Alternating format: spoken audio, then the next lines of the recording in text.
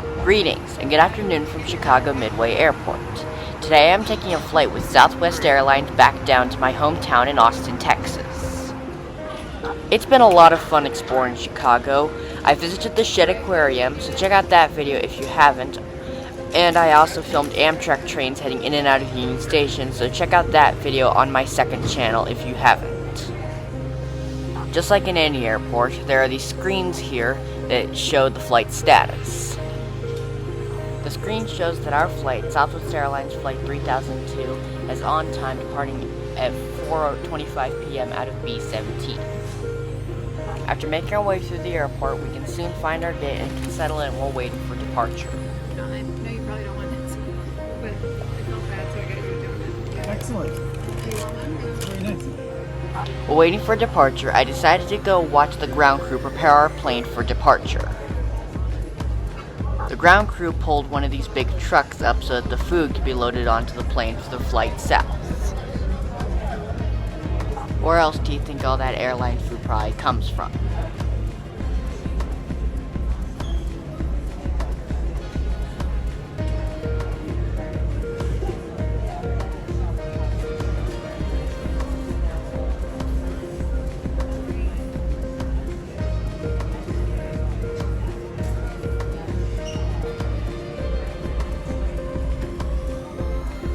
Looking at the screen here, it's clear that our flight was due to board in about 23 minutes. These screens will show passengers when to start lining up for boarding.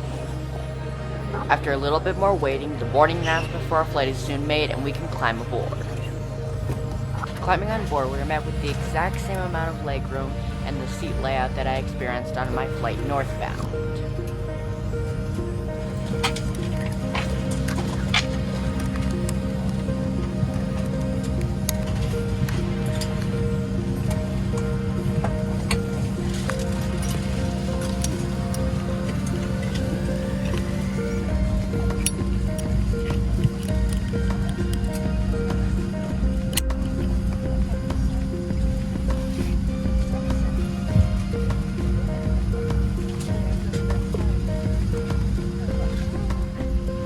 Placed in the seat back pocket is the safety information card for the Boeing 737-700. A lot of transportation firms offer this in case an accident happens. It's highly unlikely, but they're offered just in case on the off chance that they do.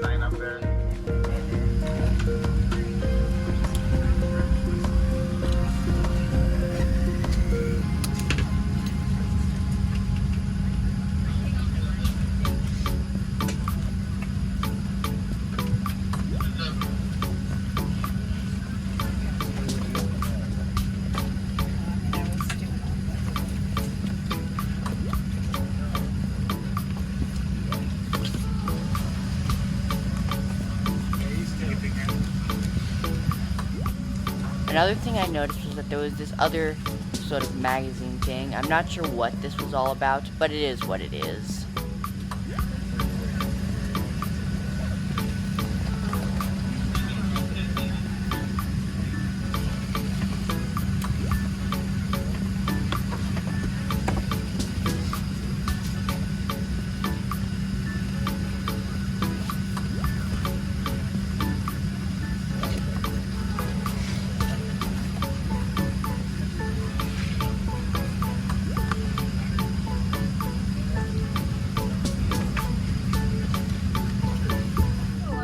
As we waited for departure, the baggage loading process soon began. The ground crew will use these trucks with conveyor belts attached to them to load the baggage onto the plane.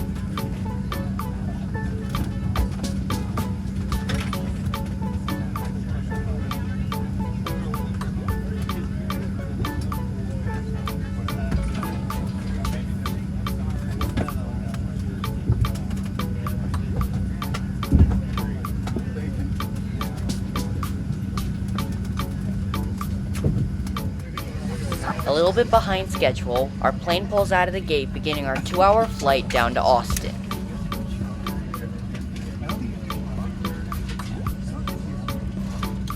If needed, or oxygen mask will out from the compartment overhead. To activate the flow of oxygen, pull down on the mask until the plastic tubing is fully extended. Place the mask over your nose and mouth and breathe normally.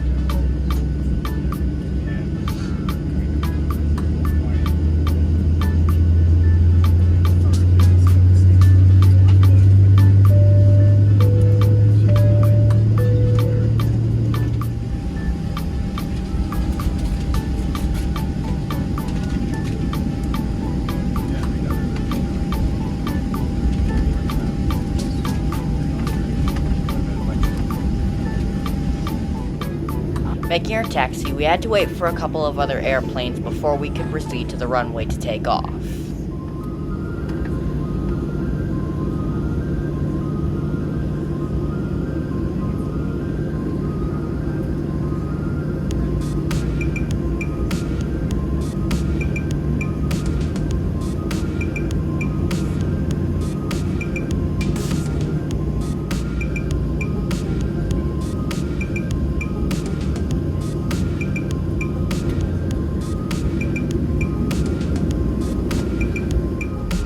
With these two planes having landed, we can proceed to the runway and take off.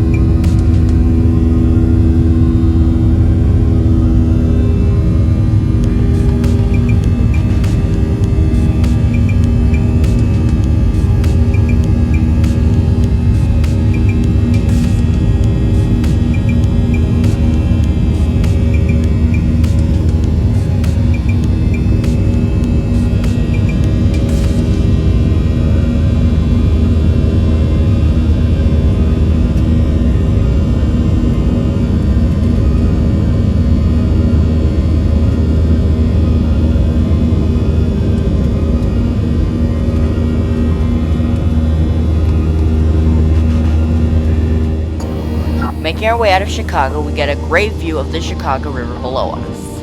There weren't a whole lot of clouds for this first part of the trip at least, so it was quite easy to get a view of the ground. Well, it wasn't super close, but it was a pretty good look.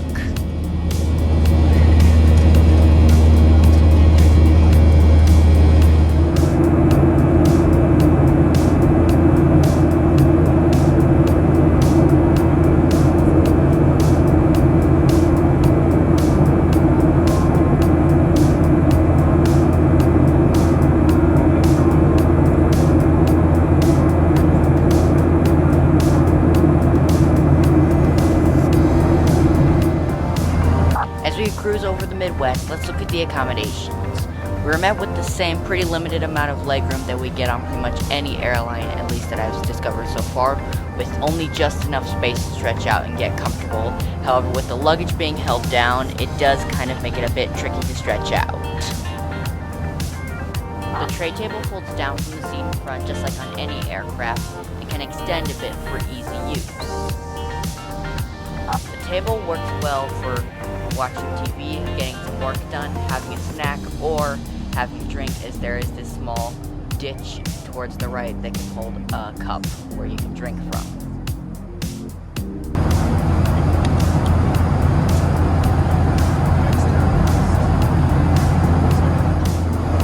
There are reading lights above the seats which can be controlled via the buttons that have light bulbs drawn on them, as well as air vents to keep cool at high altitudes, and a seatbelt sign that, when on, people are not allowed to get up and walk around the plane.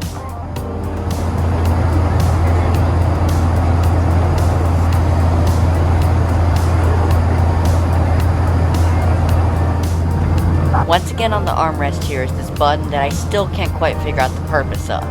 So far, no matter how many times I've pressed it, it didn't really seem to do anything. The Mississippi River soon comes into view as we fly over the Midwest farmland, which means that we are now crossing out of Illinois and into Missouri. I would have gotten a much better view of the Mississippi River had I taken Amtrak's Texas Eagle, which links Chicago and San Antonio, stopping in Austin along the way. However, had I taken it, it would have taken a whopping 28 hours to get from Chicago to Austin, and that's assuming that it's on time, and I didn't really have time for that. Also, it's not a very scenic ride, seeing it's mostly just farmland and that's it. And also, the observation car and the dining car are both out of service, which means that it wouldn't probably make for a very pleasant experience.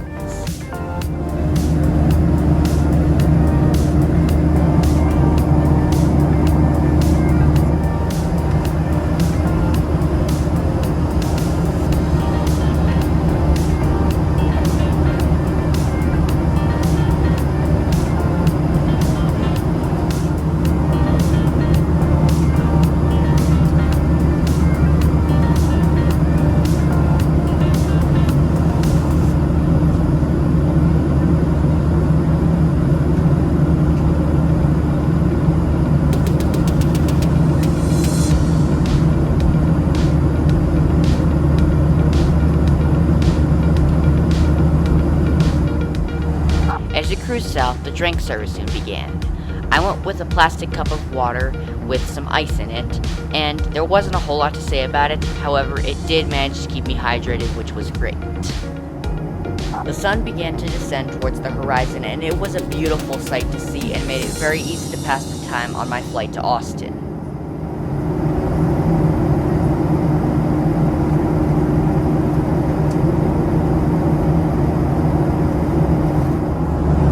The windows soon got a bit frosty from these high altitudes, which made it a bit hard for me to see what was outside.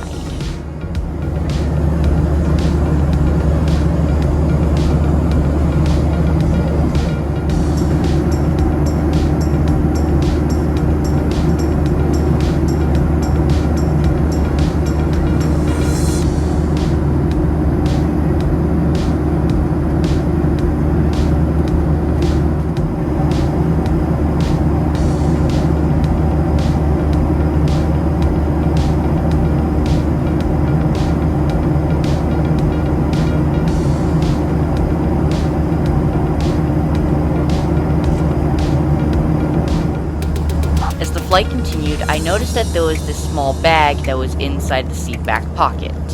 I wondered what was inside, however, when I looked inside it ended up being empty.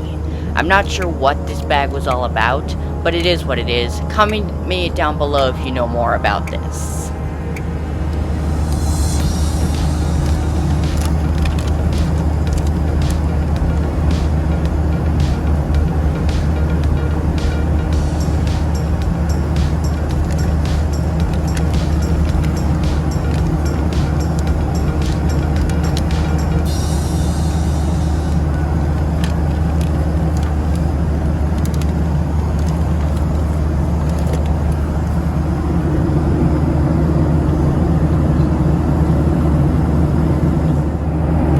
While our flight was in daylight, unlike our flight northbound, which was at night, there still wasn't a whole lot to see. It's pretty much just sky and clouds.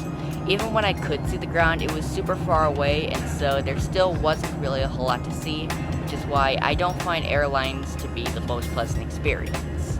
They're definitely fast and reliable, but they don't offer a great experience on board. Trains, on the other hand, may not be as fast, but they offer a much better experience on board, and in my opinion are a better way to travel.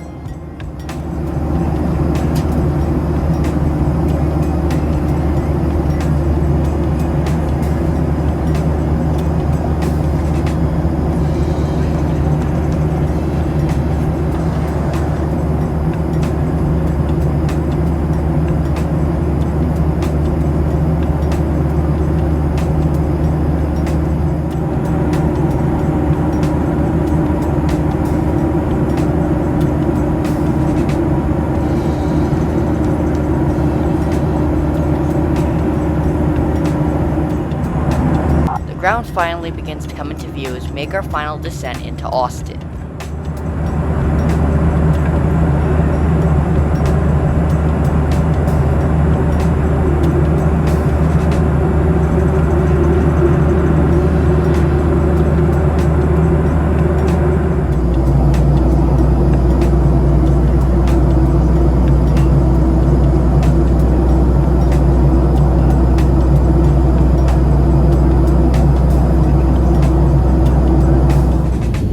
The skyline of Austin soon comes into view below us, a sign that this 2-hour flight was almost over.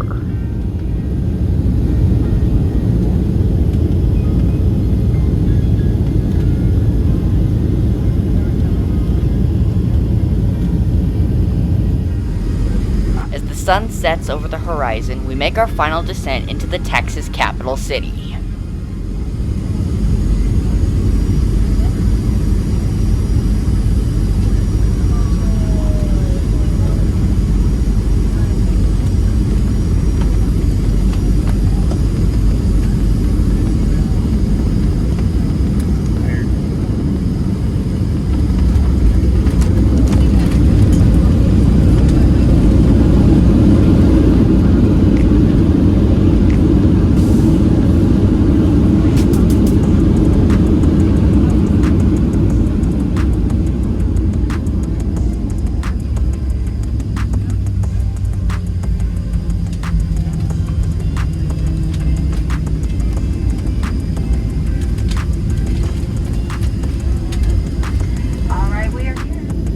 The airport terminal soon comes into view as we make our final taxi towards our gate.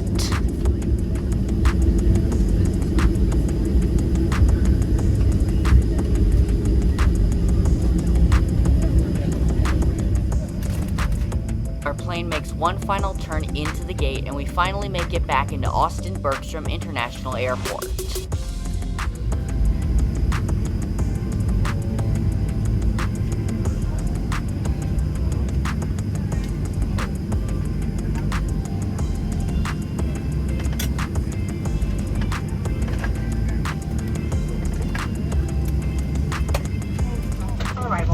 Plane now parked at a gate, we can unbuckle and deplane. And with that, we can end today's video. In the next one, I will be climbing aboard Amtrak's Texas Eagle for a ride from Austin to McGregor.